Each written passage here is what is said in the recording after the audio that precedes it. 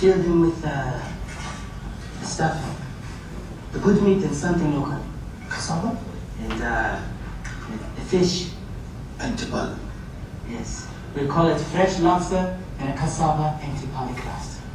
Dube? Stars, huh? Yes, sir. The problem is, General, I have information that the Indo-Hamwe militia will not heed the peace agreement. Colonel, the UN need not worry about the Indo-Hamwe. We will control it. General.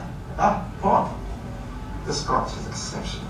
It is our most popular single malt. I knew you'd like it. Colonel Oliver, it is a pleasure to see you, sir. Good to see you, Paul. General, let me recommend the lobster for lunch today. It is spectacular, straight off the plane. Fresh lobster in Tiga. You do us proud. Thank you. I have to do something for you with the code check. Excuse me, gentlemen.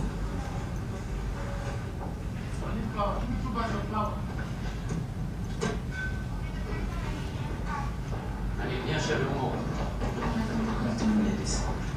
Elizabeth, please put these in the general's briefcase. This is RTLM, Power Radio. I have a message for our president. Beware. Do not trust the Tutsi rebels. Do not shake the hand that will stab you. They will treat you Reporting from Kigali, Rwanda, where tensions are high as the deadline for the UN brokered peace agreement approaches. Announce the ball!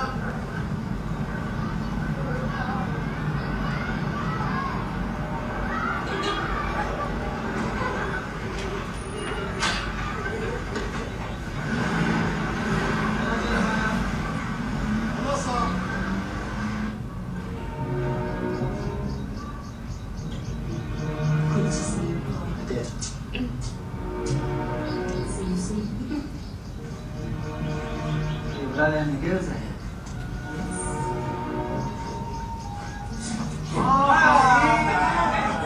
Okay, Anaïs, let me see your turn.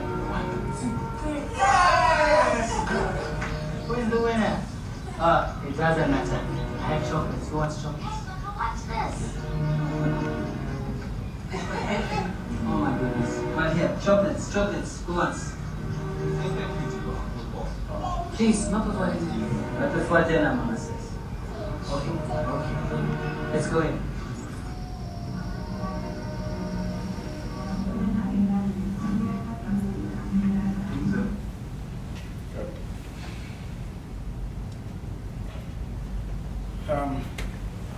I believe this provides us enough background and teaser to some of the specific issues pertaining to the genocide.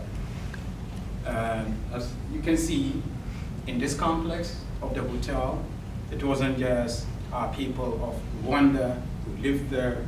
There were international diplomats, there were United Nations, peacekeeping forces who were all present. As we speak now, we are speaking in the month of March. Next month would be an anniversary of nearly 20 years since this genocide kind of occurred.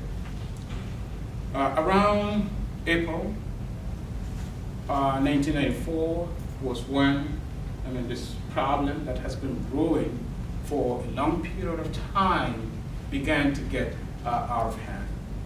And an estimated of nearly 1 million people of Rwanda, specifically from the Tutsis, became target of what will then later on be classified as genocide. But it's important to stress that when the massacre occurred, it was not classified as genocide. And the question is, why was that so? United Nations forces were slow to respond. The world superpowers who had the capacity and infrastructure and were known in peacekeeping, majority of them including the United States, did not act.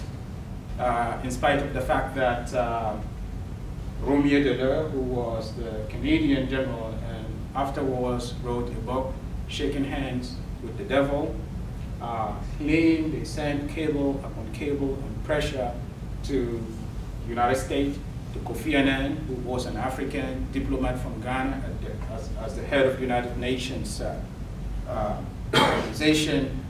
None of those people acted.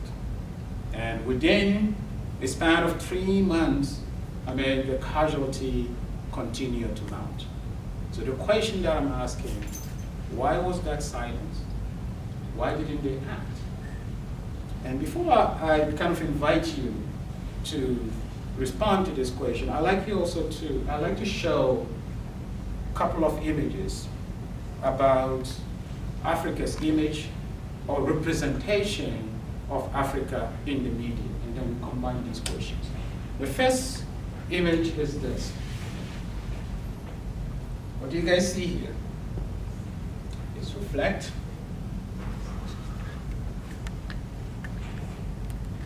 These are from renowned magazines in the Western world. So if any person of decision-making stature infers input from public opinion, most of the time they are filtered to them through sources such as The Economics, Time magazine, and many others. You see another image here.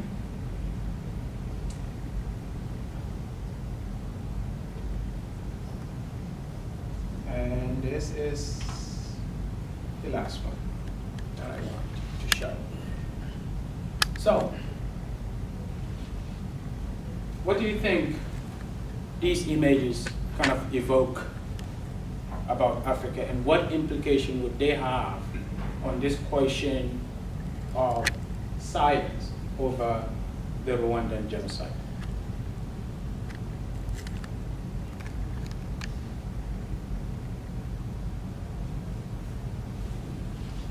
Well, I kind of remember we had this discussion in class 2 semesters ago, because when you look at these images, you think of starvation, jungle, death,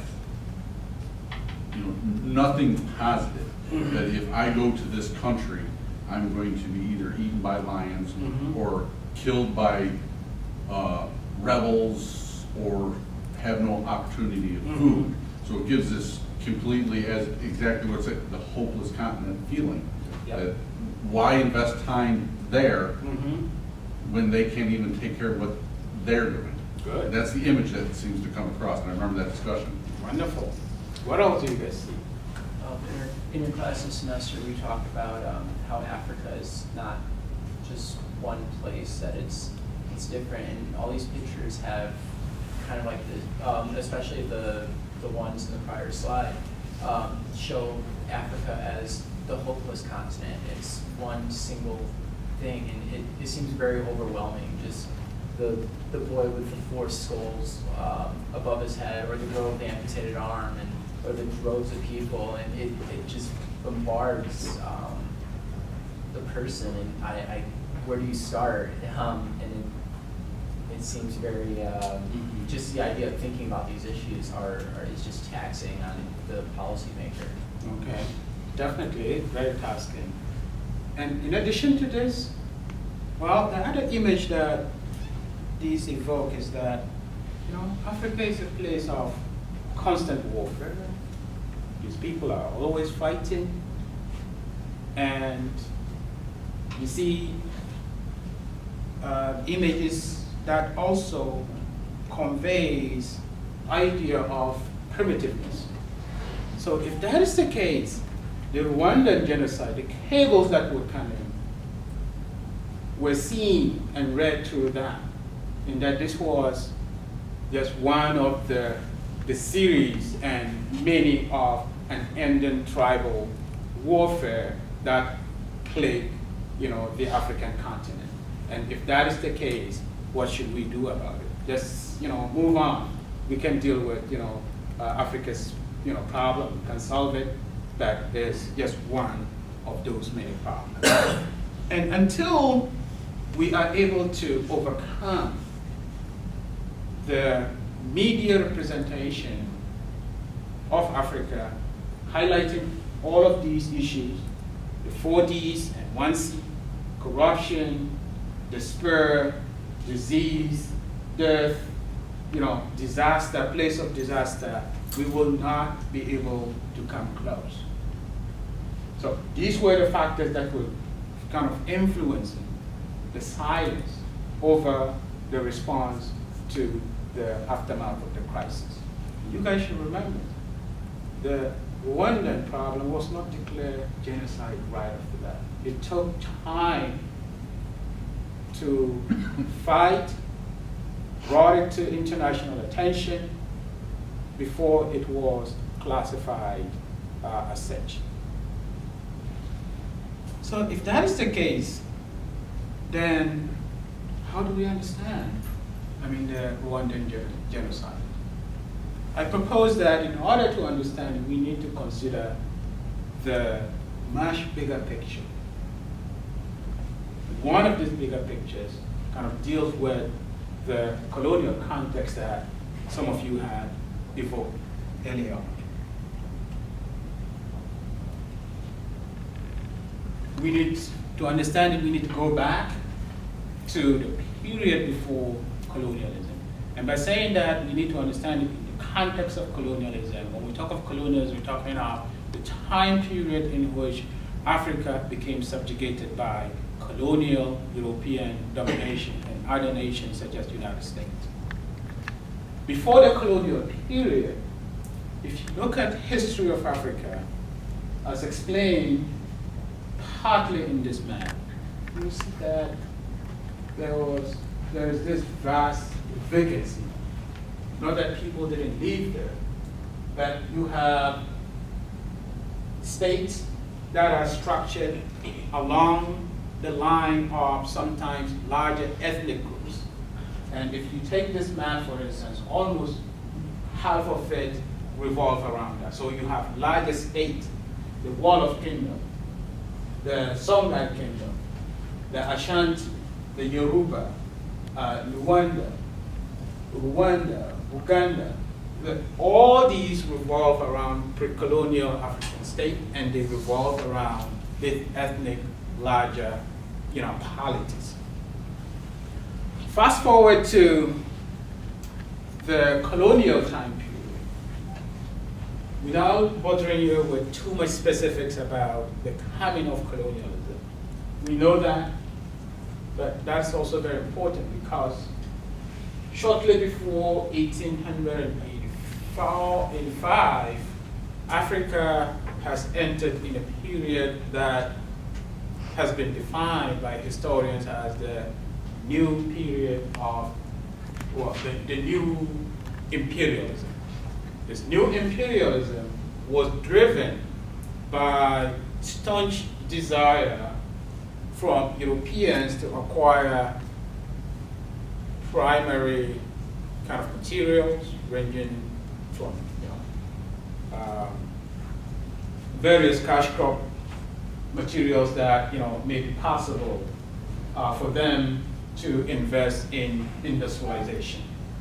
And as a result, it lured new European